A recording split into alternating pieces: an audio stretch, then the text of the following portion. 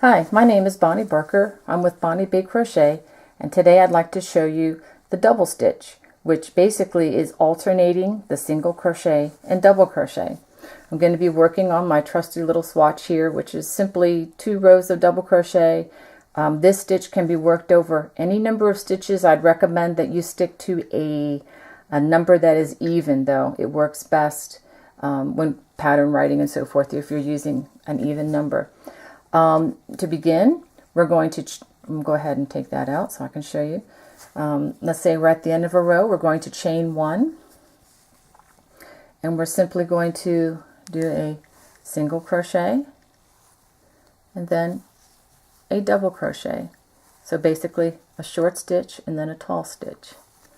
Single crochet and a double crochet. I'll try to do this a little more slowly because single crochet, I can have a tendency to run off. Okay, and a double crochet. For those of you who've not used these stitches, I'd encourage you to go back and look at my other videos with Bonnie Big Crochet on the double crochet and on the single crochet so that you can understand how these are formed. This would be something you would do after you kind of understand how those stitches work, and have a small grasp of the fundamentals. Okay, let's go through both loops here and a double crochet,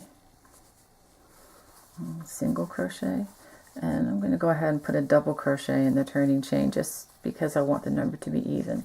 Now to turn, we chain 1 and we turn, and we basically work the same thing, but let me show you what happens when you start with it. When you have an even number, you start with your single crochet. Notice that the single crochet is on top of what was the double crochet of the previous row. And now we're going to do a double crochet, which is on top of the single crochet. So as you go across, what will happen is kind of the up and downness of the stitch will even itself out. Okay. This is a really nice filler stitch that can be used for just about anything.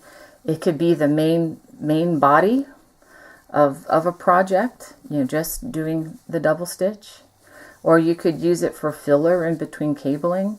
And it's a really nice stitch because to me, it doesn't look like your traditional beginner style crochet, and I'm not against beginners, believe me, I love beginners, but I think sometimes after we've learned our ABCs and 1, 2, 3, it's time for us to move on to something a little more challenging, a little nicer actually. Okay, now I'm at the end of my row. I just chained 1. I'm going to turn, and I'm just going to keep doing that. Single crochet, double crochet. Now as I'm doing this, I'm also going to double check to make sure I don't do, let's say, 2 single crochets together or 2 double crochets together.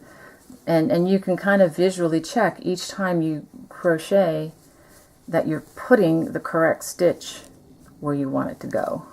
Okay, and just for the record, I am working through both loops of the stitch. Both loops are parts of the V on top here. Okay, I'm going to finish this row.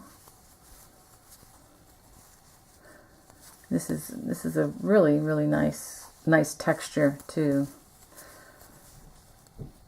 A nice visual effect. It kind of doesn't look as homey as some people might say. Okay, let me let you get a look. Okay, so you can even compare. This part here would be just straight double crochet, whereas this part would be the double stitch. It has kind of a nicer feel to it. Okay, well, I hope you enjoyed that. Take care. Bye-bye.